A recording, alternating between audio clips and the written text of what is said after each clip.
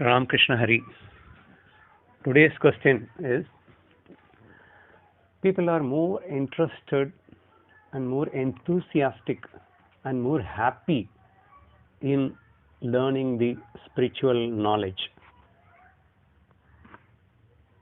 But when they face a little bit of problem, they never use this spiritual knowledge, but they always try to use the old egoistic knowledge for the solution of a particular problem.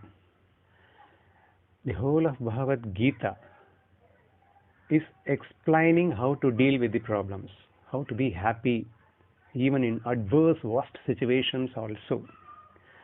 So the main essence of Gita's knowledge is to deal with the problems. But we learn everything, but unfortunately, when to apply it in the real life, we never use that knowledge, but we are using the egoistic knowledge we already have. Why? Why it occurs?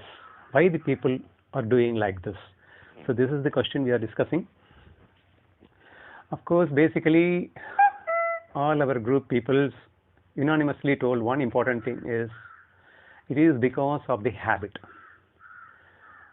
From Janmas, births and births together, we are in an ego.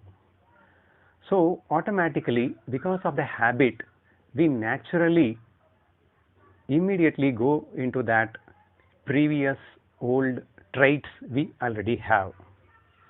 Even though we have a sufficient knowledge, the spiritual knowledge, the right knowledge, but still, all of a sudden the problem comes, we forget everything and we simply resort to the previous old traits we have. So this is what most of the people have told.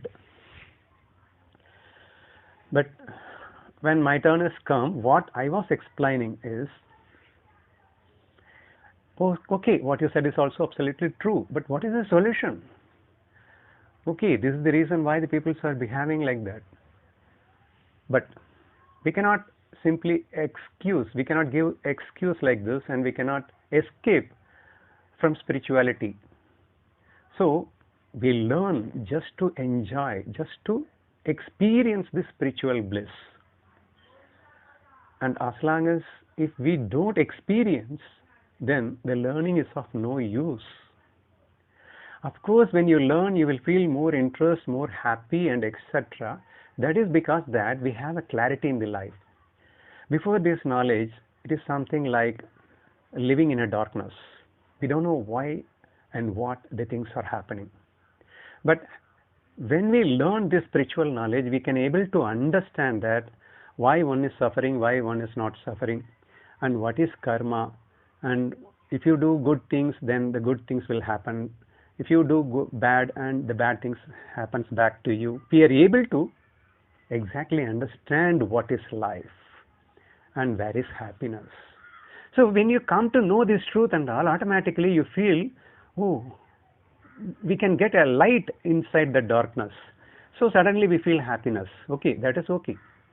But that is not a real happiness. So the real happiness comes only when we apply it in our real life. Unless we don't apply and we know everything, that is going to induce one more ego that I know everything, and it is not going to helpful in experiencing that spiritual bliss. So therefore, what to do? This is the major question mark now. The people who learn the spiritual knowledge must feel that they are learning to experience it, not just to learn to propagate that we know everything, but to experience. Okay.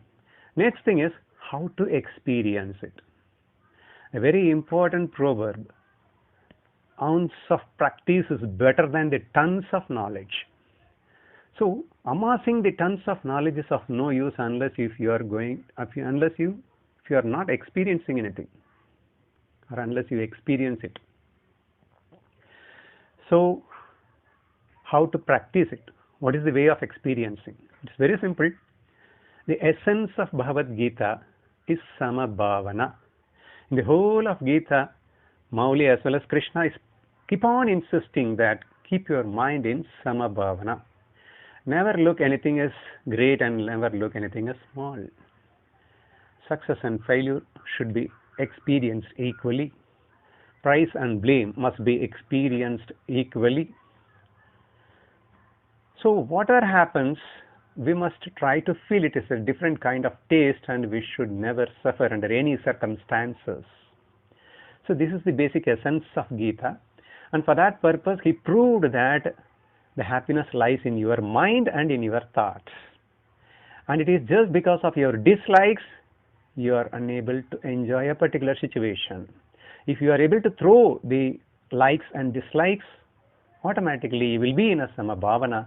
Your mind will be in a position to experience everything in a happy way, in a blissful way. So this is the basic essence of Gita. So what we should do now? We should list down which we find it more difficult in our life. Which are all the things which we are unable to feel happy about it. So let us try to list out what are all the addictions we have, what are all the dislikes we have, and we should try to eliminate all those things, and this is the way we have to do the practice. Say for example, if I am afraid for darkness, then I must go into the darkness voluntarily to eliminate the fear of darkness. If I am addicted for a particular taste, I must completely avoid it. At the same time, I must feel an joy in avoiding it. And if any taste which I dislike it, I must taste it with joyfully. We have to train our mind in such a way that we have to experience the bliss in any extreme situations. So this kind of practice we never do. We are not at all doing in our life. Quite naturally, whenever a situation comes, automatically the already practiced mind, as you told, that the subconscious mind or the births and births together, we practice some other thing, that will come. But if we in this Janma, if you are able to practice what you learned in Gita, if you keep on practice, then automatically this becomes the traits, this becomes a habit. Then automatically when a problem comes, we will approach based on the Gita only. Unless and otherwise we don't practice it, it is impossible. Understanding, of course, is essential, but it is the first step. But understanding, practice will complete that understanding. I can give a small example as swimming. You can understand how to float this body. You can learn something from this swimming pool or swimmer, a trainer, by which that if you hold on your breath, you can float.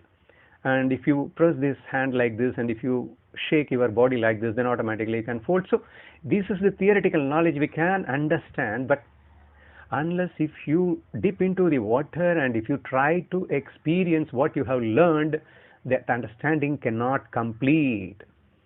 So we must face any kind of adverse situations and we must feel samabhavana. Only then we can assume that we have understood.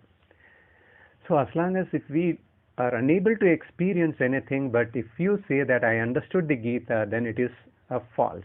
That cannot be a true.